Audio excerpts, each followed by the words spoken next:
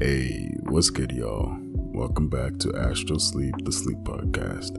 I'm very happy you guys can join me for the 5th episode this time. This has definitely been the biggest project I've had so far. This is another Creepypasta. Alright, I want to expand and see how far I can push my limits in terms of my ability reading dialogue and also putting in some, effects and seeing how far I can go. And this definitely was a good way to measure that. Alright, I definitely put in a lot of work into this, so I really do hope that you guys enjoy this to the fullest. Now, before the story begins, I do want to say, first, do me a big favor. Go ahead and get comfortable, and just be sure that you're able to enjoy, engage, and be immersed into the story. I know it is a fictional story, alright? Of course, there are some people that have their own personal accounts of such things happening to them, but I really do hope you guys can enjoy it to the fullest. This story is by Polum Chill and actually received a lot of praise on the No Sleep forum on Reddit and a very high star rating on the Creepypasta.com website. So I'm very confident in the fact that you guys will enjoy this. Alright, now with that being said, let's begin.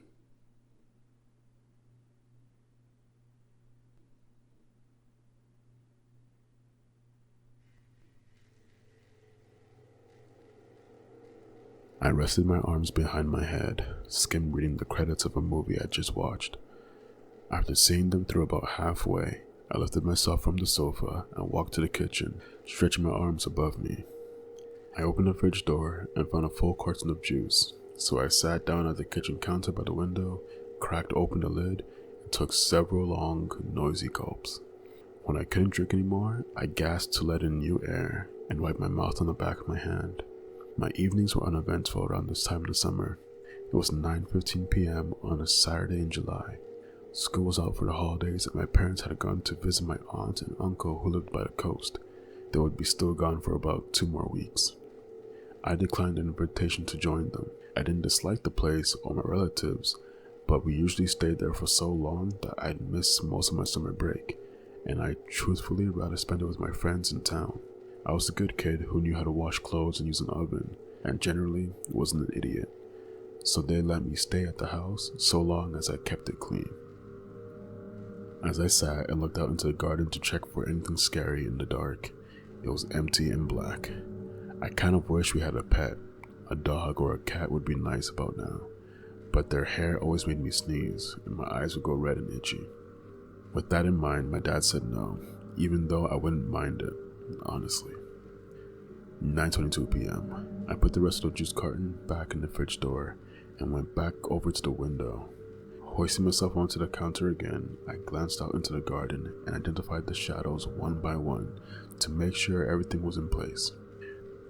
The bushes were their usual shape. 2 small trees stood together by the back fence, and a metal table with 4 chairs sat casually on the patio. I like to check these things, which is largely why I wasn't scared of the dark. I would always get up to investigate small noises at night, and I hated sleeping with my face to the wall. If someone was in my room at night, I'd rather know about it so at least there was the faintest chance of getting away somehow. This meant that my worries were quickly put to rest, as I either found nothing downstairs but the radiator popping with the heat, or opened my eyes to see an empty bedroom. Not knowing what could be making the odd noises coming from the kitchen, or on the stairs, or in my room is what makes my skin creep. 9:30 p.m. I got down from the counter, wandered back into the living room to turn off the TV, and decided to take the rest of the juice upstairs. I went back into the kitchen, opened the fridge, and stopped. Turning my head to focus outside, I could see someone was standing in the garden. I shut the fridge door and turned off the light so they couldn't see me so easily. I moved slowly to lean on the kitchen counter to get a better look. All the doors were locked, and all the neighbors were home. I took a moment to remind myself this. Still, my heart quickened a bit as I stood there straining to see his or her shape in the darkness at the end of the garden. I had to keep glancing away to keep their fuzzy outline clear in my vision.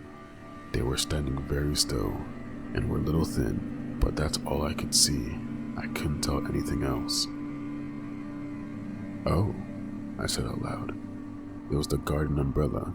leaning up against the back fence. I had forgot we used it for barbecues. I smiled at myself, pleased I didn't get too worked up, and went upstairs to my bedroom. I laid on the bed and propped my head on the pillow, opening my laptop on my stomach to see if anybody was online. Apparently someone else was bored and saw my name pop up. Chris. Hey. Me. Hey, you okay? Yeah, bored. Are your parents still away? For a couple more weeks. Why don't I come around? I don't want to be rude, but I kind of can't be bothered to hang out tonight. Thanks though. I know what you mean. It's cool. What about tomorrow? Yeah, that sounds better. Cool. I'll be around about 1. I've got some family stuff to do in the morning. Okay. Do you still have that tent, by the way? We can camp in the garden or something. Aw, a slumber party? I love you too, bro. Whatever, lol. You got the tent though? Yeah, somewhere. Let me check. BRB. I got up from my bed and headed down to check the cupboard under the stairs. I didn't know where the tent was, but it seemed like a good place to start. I opened the cupboard door and started shifting coats aside. Some cardboard boxes were stacked at the back and it might be hiding in it. So I started unstacking them. I took out a couple of the easy to reach ones and had a stroke of good luck as the tent bag came into view. I leaned over the other boxes, picked up the bag, and took the big garden umbrella that sat beside it too, just in case it rained tomorrow. I paused. I put the tent down. It took me a couple of seconds to get back into the kitchen window and focus on the darkness outside. My eyes weren't yet adjusted to the dark, so I couldn't see all the way to the back fence. Turning off the kitchen light, I leaned on the counter and continued staring at the same point. The other garden features began to fade into view one by one, fitting my previous mental image. I wasn't so sure what I wanted to see. The darkness gave way to the familiar forms I knew, but after a while, I was certain there still stood a figure against the back garden fence. It hadn't moved. I stood there for 15 minutes looking at it. I couldn't tell its shape properly, but it did look like someone was standing there. I decided it wasn't a threat. I thought if I was in real danger, I would have been a lot more worried by now. That thought kept me calm, but I also wanted to find out what it was. I couldn't stand there forever. I jogged upstairs, picked up my laptop, and brought it down with me to the counter. Me. Could you come around now? Chris. Oh? Yeah, I think I can see something in my garden. What is it? An animal? No, it's tall. I thought it was an umbrella. And now you're sure it isn't? I don't know. I thought it was someone, but now I'm sure it's not a person. It just looks weird, and I don't think it was there before. Before when? I don't know. Earlier today maybe? I can't remember. Are you scared? I'd feel better if someone else was here.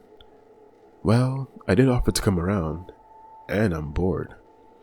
So yeah? Yeah, I'll come soon. Cool, thanks. Use the front gate. I sat there watching the black shape lean against the fence for another 10 minutes. Eventually, the doorbell rang. I opened it and Chris ran in and bear hugged me. It's been too long, Chris mock cried. Yeah, it must have been a whole day, I retorted, smiling. No, the torment, he replied, pretending to ignore me. Look, come over here, I said, pushing him off and walking to the kitchen. I switched off the light and pointed in the figure's direction. Look. Give me a sec, said Chris. I can't see properly. A minute later, he noticed. That black thing? Yeah. We both stood there looking at it for a while. I half expected it to be gone when he looked. He leaned over the counter. It's just a big plant or plank of wood or something. Let's go watch TV. Will you check it out with me to make sure? I asked. Do you have a torch? He returned. No, I admitted.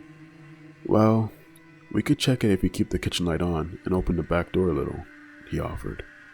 I thought for a second and agreed, but said we should stay right by the house. We slipped on our trainers and opened the back door. Stepping onto the patio, I felt the air was heavy and warm that night. Chris walked behind me. We stood very close to the door. peering at the back fence. Should we? I had just started to speak when he quickly stepped into the house again, still looking at the fence. What? I asked, following him in. I turned and realized that the figure was gone. It was obvious from the light coming from the back door that the fence and the rest of the garden was just as it was. Where is it? Chris said. If it was leaning against the fence, it probably fell over into a bush or something. I tried to convince both of us. We stared out for a few seconds longer and decided that we were too nervous to go and check. I don't usually give in to my night terrors, but now they were just beginning to click into my head. Can you stay over for the night? I asked Chris. Yeah, sure. It didn't sound like he really wanted to. He kept his eyes on the fence. We both went inside and locked the door before going up into my room. I got out a sleeping bag for Chris and drew the curtains without looking outside into the garden again. We talked about stupid stuff for a couple of hours to take our mind off the garden and fell asleep. In the morning, I found Chris's sleeping bag empty. I called out to Chris, and he said he was downstairs, so I threw on a t-shirt and went down. Sleep well? I asked. Yeah, pretty well, but I kept thinking about the garden and stuff. Hey, did you find that tent? He returned. Yeah, I answered, remembering the shape which I had forgotten about until now. Well, I was thinking about that camping thing, and thought maybe we could bring the tent to my house. It would just make for a good change, you know? I didn't have to ask him why. I wasn't too keen on staying in the garden myself after last night. Wait, last night. Come to think of it, the sun was up, and I wanted to check the garden while it wasn't pitch black. I asked Chris, and he hesitantly agreed. We put our trainers on and stepped out into the garden. I don't know what we were so worried about. It was bright and colorful. The plants and bushes around the edges of the garden smelled good, and there was a bird in one of the small trees singing out for its mate somewhere. We walked into the back fence to find nothing out of place, and looked over the bushes in front of the paneling to check if anything was laying behind them. We found nothing. I walked around the edge of the whole garden once more, while Chris tried whistling to the bird. It cocked its head from side to side, trying to figure him out. It was a warm day, perfect for camping that evening, I decided. We talked as we filled a couple of rucksacks with sleeping bags and some food from the kitchen. We didn't want to set up a fire, so we packed some tinned hot dogs, bread, a packet of tomatoes, and some chocolate, as well as some bottles of water. There's a forest just next to my house, which is actually pretty good, Chris explained. Our garden backs into the edge of it. I stayed in a tent there once with my dad for a little camping trip when I was like 7. I remember I was so excited at the time. I thought we were like really roughing it out, like some hardcore mountaineers. Chris laughed at himself. If we get too cold or need any food, we can just go to my house. My parents are out, so I have free run of the place anyway. Yours are away too? I questioned. It's their anniversary, so they're out for the night, he explained. They're staying in a hotel the next town over. They'll be back in the morning. Apparently, leaving your kids behind was in fashion this summer. At about noon, we left my house with the 2 rucksacks, a sleeping bag for each of us, and the tent, and made our way to Chris's house. It was fairly close by, and a part of the same pleasant neighborhood. We talked and joked a lot walking side by side, nodding and greeting a couple of familiar neighbors as we went. It was a crazy nice day. The sun was almost too much, it was hot on our necks, and the trees by the sidewalk seemed to glow green from underneath as the sunlight passed through the leaves. A sprinkler offered us some water as we walked by one of the houses, and it felt good on the hot arms. I was already sweating by the time we got to Chris's place. We hadn't been walking for more than 20 minutes. We didn't go inside his house immediately because it was so hot, so we went straight to the garden and dumped our bags in the shade. He wasn't joking. The gate of his garden backed straight into an impressive forest. Very tall, thin trees stood high above the house and continued for as far as I could see.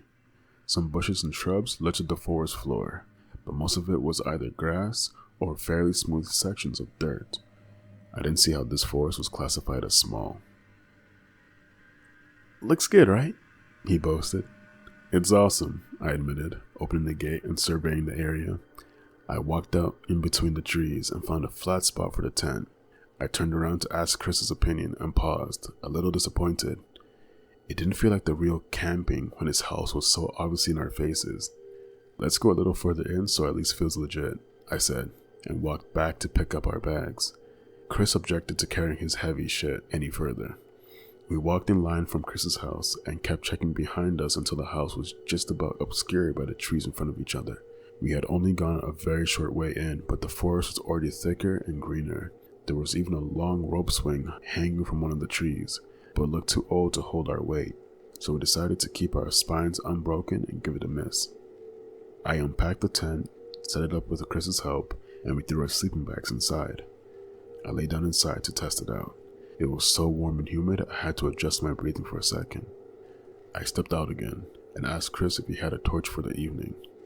"I can even do better than that," was his response, and he took off towards the house. I was too hot to run after him, so I opened the rucksack and cracked open a bottle of water, downing half of it and putting the rest back in my pack. I laid down on a patch of grass and looked up into the canopy. The leaves were shifting gently in the breeze I couldn't feel from down here, and I watched them sway and mesh together until I heard Chris's return. "Did you get the torch?" I asked, closing my eyes. The sun shone through my eyelids and colored my vision red. I listened to the soft sound of his footsteps on the grass as he walked past me towards the rope swing. "That's not going to hold you," I warned as I heard him tug the branch with a small creak. He tugged it, and it creaked in response. I listened. He tugged it once more, and again. There was a moment of silence as I guessed he was still weighing it up, and then another tug. He continued to tug it a few more times, and the creaking followed each one. I was sure it wouldn't hold his weight, and I smiled, predicting one big creak and a snap as the rope or a branch broke. I waited as some final tugs were made. Creak, creak. I waited still. Creak, creak, creak. "Yo!" I sat bolt upright, almost straining my neck as I snapped my head sideways to face his house. He was jogging through the trees holding an electric lantern. I switched my gaze to the other direction towards the rope swing. It was hanging still, nothing nearby. I stood up and turned a full circle. Nothing in any direction. "What?" I mouthed to myself, walking towards the rope. I tugged it gently. It didn't creak. I pulled it harder. It didn't creak. My mouth went dry. I jumped up, grabbed hold of the rope, and yanked it down. The branch bent a little as my feet touched the floor, and it didn't even make a sound. I kept hold of it as I stared up towards the branches, but eventually the rope gave way under my weight somewhere in the middle, and a soft thud fell on my ears as the thick rope fell in front of me. Chris was rattling the lantern as he came by. "I've never used this before. I got it for Christmas from my cousin. She buys some weird presents. I see the rope swing is dead. Let's have our proper burial in memory of all the joy it gave us." I didn't respond. I continued to look up at the branch with half of the rope still tied to it. Hey, are you good?" Chris followed my gaze. "I thought you had already come back," I said immediately. I wasn't the type to let things slide with an, "Oh, it's nothing." "What?" he replied. "Someone walked by me and was messing around with the rope swing." "Who was it?" "I don't know." "Are they still around?" "I don't know. I had my eyes closed and was lying just there," I pointed. "But then I heard you shout, so I looked around and saw that there was nothing here. I heard them walk by my head." I felt a bit sick. "Look, calm down a second," Chris began. "It's the middle of the day, we're 30 feet from my house, and even if it was a person, so what? It's just some public woods. Anyone can come through here." That made sense, and he was right about it being public. But then, where were they? I glanced around one more time. However, the trees quickly layered up, and I couldn't see far at all. I guess it was possible for me to lose track of someone here in a short distance. "Okay," I said. "Man, I can stay alone in the house for weeks on end, but I can't handle a short walk through the woods on a summer's day." "That's why I brought some muscle," Chris declared, wielding the lantern above his head, and I laughed. We spent the whole day walking around the forest and returned to the tent to get some water when we were too hot. We talked about school and what our plans for the future were. We talked about the dreams we had, and ghosts, and creatures that lurked in the dark. Neither of us were too scared of things like that, but they made for good camp stories. Chris told a good one of a woman who lived in the woods. She had the head of a cat, and if you heard her raspy meow, that meant she was trying to find you. If she stopped meowing, it signified you were found, and she was quickly making her way towards you. It made my skin crawl a little, and we stopped telling stories soon after that. The light of day eventually faded, and it was getting hard to see, so we headed back to the tent for the night. The impressive heat during the day had killed our appetites, so we left the food for now and decided we would eat in the night if we got hungry. Chris hung the electric lantern in front of the tent, flicking it on as he did so. It was surprisingly bright, and it spilled a yellow light onto the ground and onto the trees that faced us. The warm glow looked dramatic, but whatever was beyond the light was hidden in blackness. Our immediate area was clear, but after a few paces the light seemed to stop dead. It looked weird. Chris ducked under the tent opening and I followed him. The sleeping bags looked inviting as the heat from earlier had gone and it was too cold for shirts and shorts. We got inside and took the lantern with us. "Can you hear meowing?" I said, my head tilting as I strained to hear. "Yeah, I can hear some bullshit too." Chris smiled and zipped up his sleeping bag. Damn, I thought I had him. Oh well. I zipped up my bag and we laid there talking for a little while, and then the exhaustion of such a hot summer's day hit us and we fell asleep. I had a dream that we were walking to Chris's house again, but there was more trees than before and it was getting dark very quickly.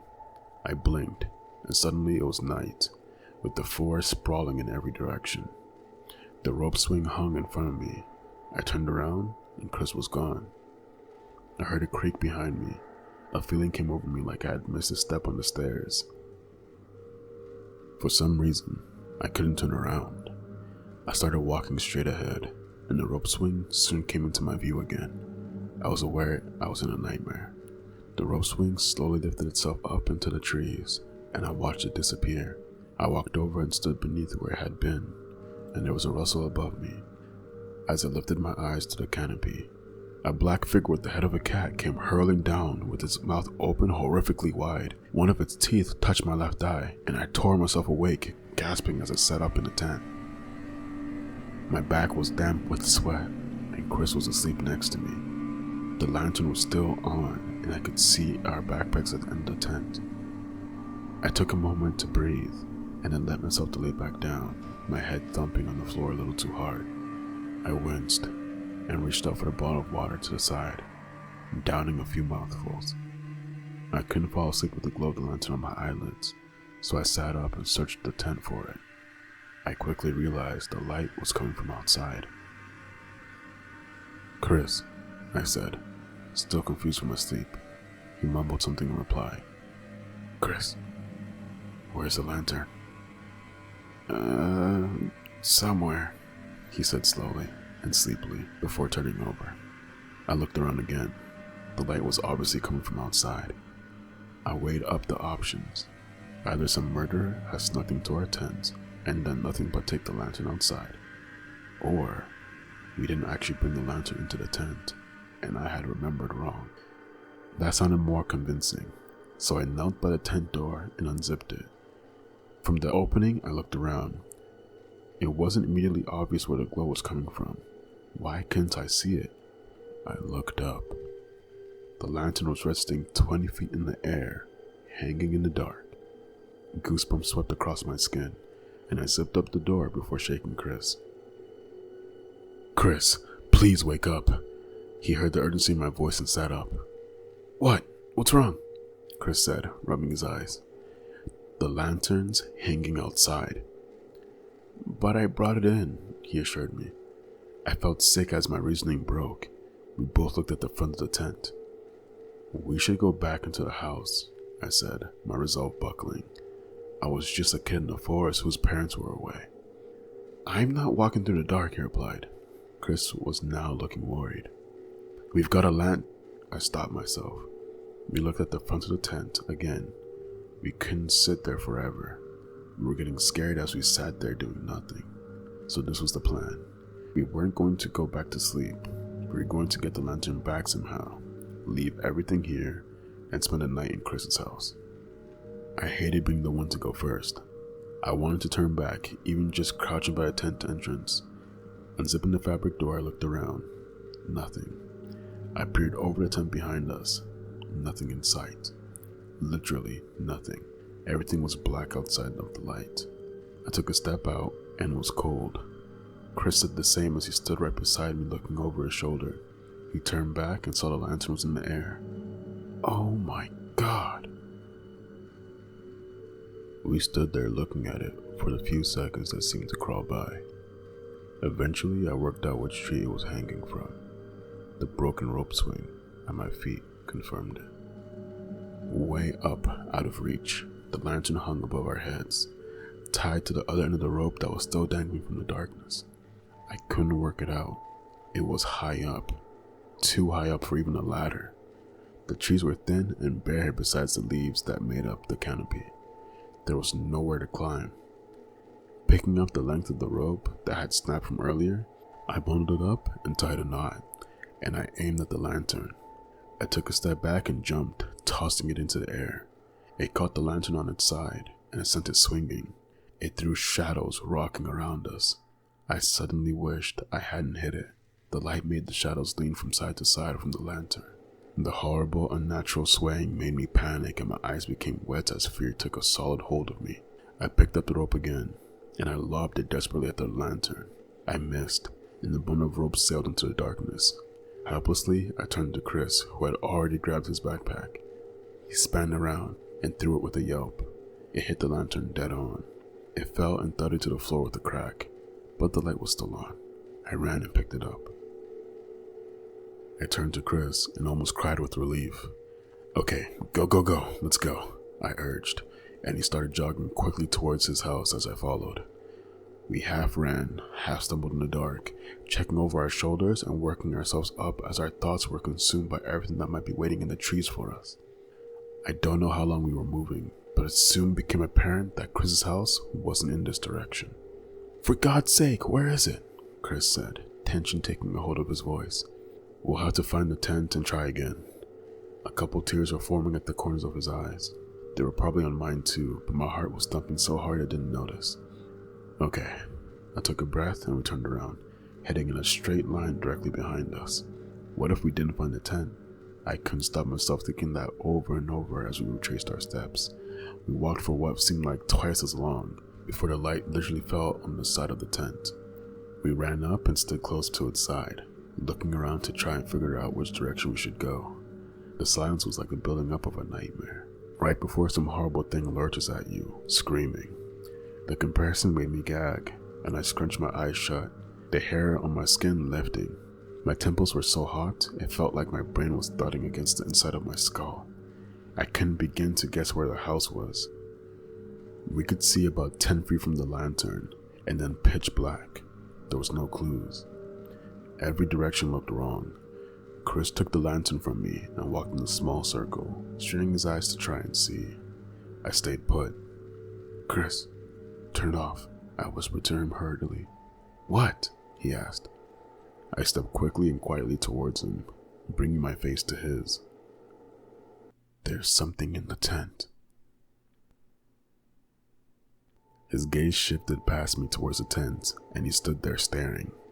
We were standing on the left-hand side of the tent, and from this angle, I could just about see the unzipped door hanging open, but I remember leaving it that way, so that wasn't what was making me clench my teeth together. A few feet away, my rucksack sat outside on the dry earth, with the food I had packed now neatly arranged trailing from it. Our sleeping bags were also nicely laid out, end to end, making the line of belongings lead straight into the mouth of the tent. I took a careful step forward so the light could pass more easily through the fabric. It couldn't have been a trick of the light. Something big and dark was obviously crouched, with what I guessed was its front, facing the open door. I hated myself for not seeing it sooner. It didn't move at all, or seem to breathe. It just sat, waiting for us to investigate the display it had made. Turn it off, I whispered again. Chris continued staring, deaf to me. Chris, I pleaded in a whisper. A voice from nearby joined in. Chris. We both heard it, and the blood fell in our veins. It came from the tent. A slow, strained rasp of a voice that sounded like a parrot copying a new word. The sound clicked across my skin and crept into my ears. The light flicked off with a click that was so loud. Chris grabbed my shoulder, and I clenched my fist closed, painfully tight. We stood there in complete darkness. I didn't want to move. I didn't want to stay. My brain fought for control as my legs waited for a decision, rooted in place. We breathed shallow, quiet breaths, blackness pressing on our eyes like water. Sweat ran down my neck. I couldn't see the tent. Chris, something said. Turn it off. My stomach flipped inside as the thing in the tent played with my words. I quickly grabbed Chris's hand, yanking him in the opposite direction. I ran like I never had before, Chris's legs thudding alternately with mine. The sprint continued for about a minute. We lost ourselves as we ran through the absolute darkness. I forgot where we were, and I couldn't see what was in front of my face. I ran into a tree, and my forehead struck its side with a sickening hollow knock. Sparks lit up inside my eyes, and I choked back the pain. It hurt so much, I couldn't breathe. Chris tried to pull me on, but I buckled to the floor on my knees and threw up. As I collapsed onto my back, my head went numb. Chris lifted me. "Please, don't stop. Please, please," he begged. I couldn't reply. Please keep going." I forced my legs to take my weight as I locked my knees upright, leaning on Chris. My body felt empty, and a little blood rolled down my forehead onto my brow. I wiped it away as I tried to grasp the situation again, but the pain was just too much. "Wait, I can't," I begged. Just wait. We stood there in the inky woods, but we could have been anywhere. I couldn't see Chris as he huddled next to me. It didn't feel like the darkness. It felt like someone had wrapped my head in a blanket. Neither of us said a word as we waited, but our breathing was loud, and I wondered from what distance it could be heard. Reality began to return to me, and the pain was now just about bearable. I straightened up, grasping at what was happening. The pins of fear sank into me a second time, and I started counting in my head. 1 minute passed, without any sound in the world. The wind was dead, and the birds might be too. Another minute went by. I continued counting. 3 minutes. We were still alone. Was it even looking for us? I reached out for Chris's arm in the dark. He jumped when I touched it, but I steadied him with the other. He was still holding the lantern. Good. We had light on our side. But now if only we could use it. I went over the events hurriedly in my mind. The lantern was hanging from a tree. We got out of the tent, then we couldn't find our way home. By the time we returned to the tent, something was in it. But then why did it take the lantern and do nothing while we slept? If it was sheer luck that we were alone when we were trying to get the lantern, I wondered just how small the possibility was of us getting a second chance. I stayed still for a moment, and I whispered as best as I could. "Chris, we need to turn on the lantern. We need to get the fuck away from here. We can make a run for our house, but we need to see." "No, please. We have to stay here." Chris tried to whisper too. "We can wait for the morning if we have to. We can't turn it on." I could hear in his voice that a sob was breaking through. "Just keep quiet. You fucking have to. Please." I parted my lips to try again, but as I did, I heard something. A faint clicking sound from somewhere in the dark. It was almost inaudible, but it was there. An irregular, stuttering, clicking sound. It sounded like fingernails on a wooden table, and it was moving. It came from in front of us. I was so sure of it. A steady filled my ears as we tried to gauge the distance. It was drawing closer. I was glad for the first time in my life that I couldn't see what was waiting in the dark. Perhaps that meant we were also hidden. As my thoughts fired off in every direction, I gave the thing in the darkness the image of the cat-headed woman, and it terrified me. I was just waiting to hear that meow, but my ears were met with something else.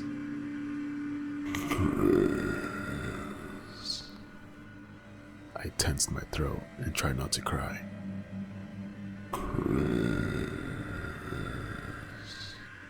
It said his name twice, and I cut my hand over my mouth. The horrible, scraping dialogue sounded a few steps away. The words were said oddly, with no meaning behind them. They were just sounds that this thing had picked up, and was now using them to catch us out in the dark. Chris let go of my hand, and I heard his foot plant softly in the grass behind him as he prepared to run. "Don't you dare," I tried to project in his mind. "Don't you make a sound." Chris, please. It sounded so wrong, drawn out like a door slowly opening. Chris let out a whimper as it called him. I froze and waited for something, anything to happen. There was a long silence and I held my breath for as long as I could. I couldn't wait anymore. Very slowly, I reached out to Chris and put my hand on his shoulder, and very carefully we both lifted our feet and managed to take a step without making a sound. We backstepped away from the voice and didn't stop moving, but ever so carefully.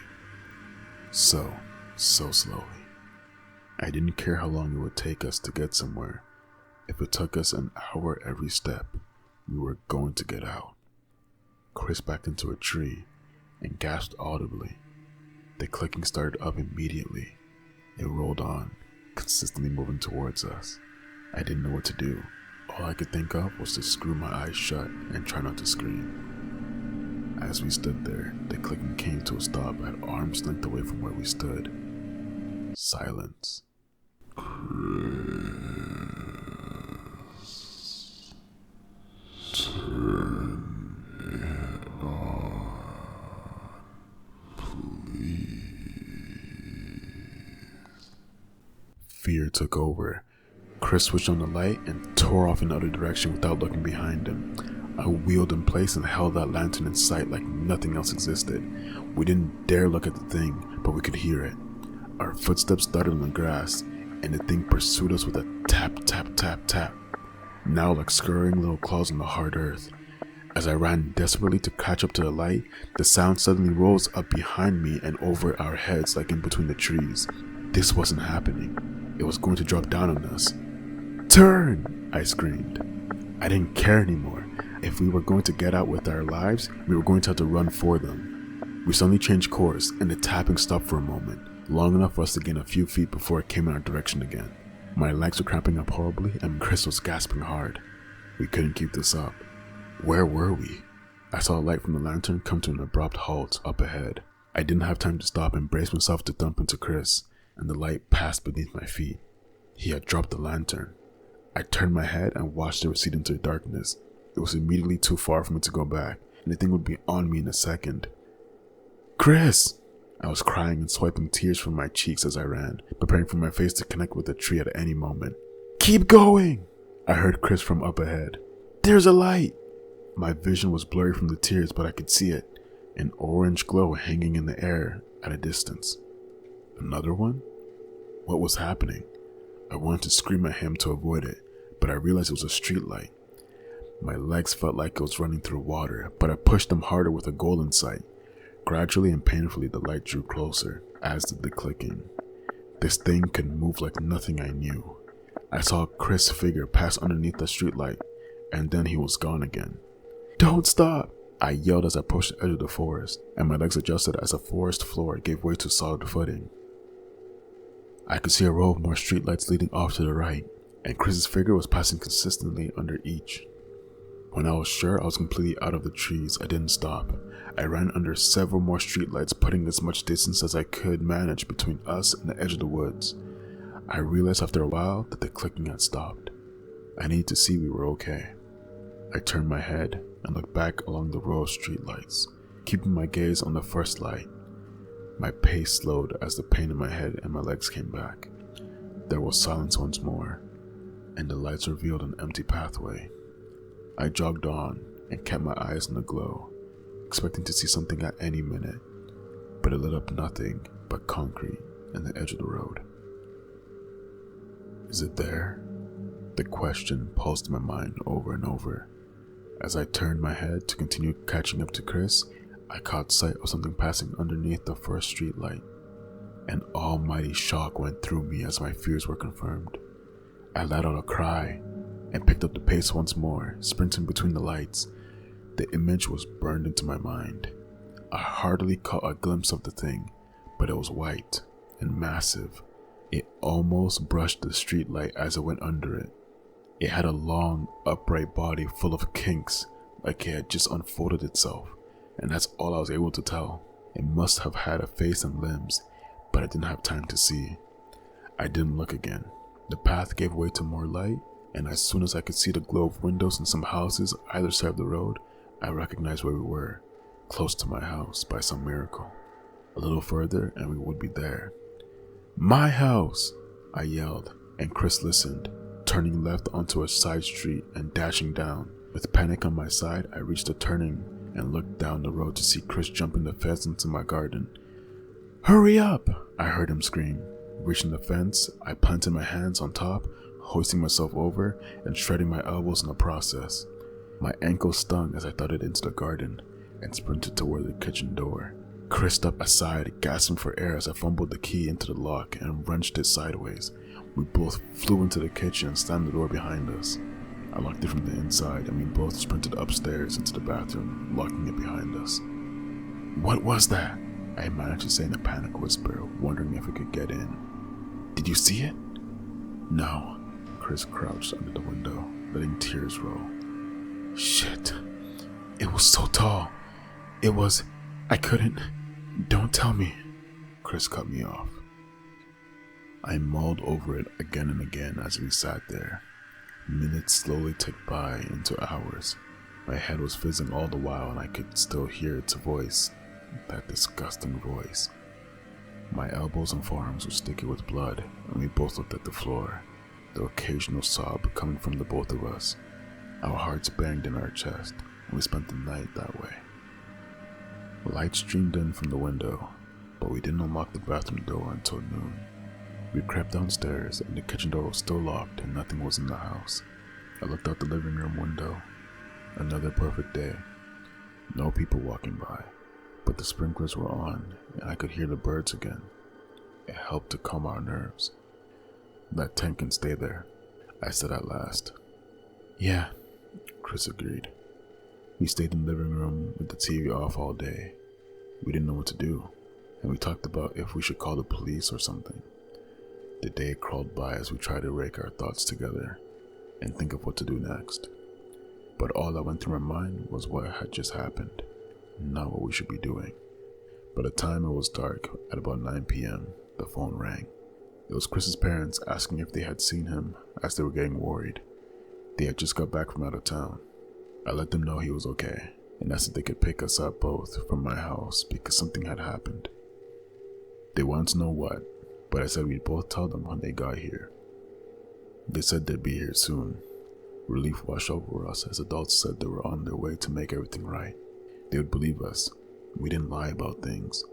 Even if they were skeptical, they'd at least believe that some dangerous animal was in the forest, and that was good enough for us. I went into the kitchen to get some juice from the fridge and realized I hadn't had a drink all day. I could hear water dripping in the sink, so I turned the faucet tighter and drank some juice. As I headed towards the living room, the water started to tap again. I flicked the light on and realized it wasn't coming from the sink, or anywhere in the room for that matter. It sounded like it was coming from further away. I looked out into the garden and could just about see a fuzzy, tall silhouette leaning up against the back fence in the dark. Actually, the tapping sounded more like clicking. The figure slowly moved away from the fence and clicked across the grass towards the house.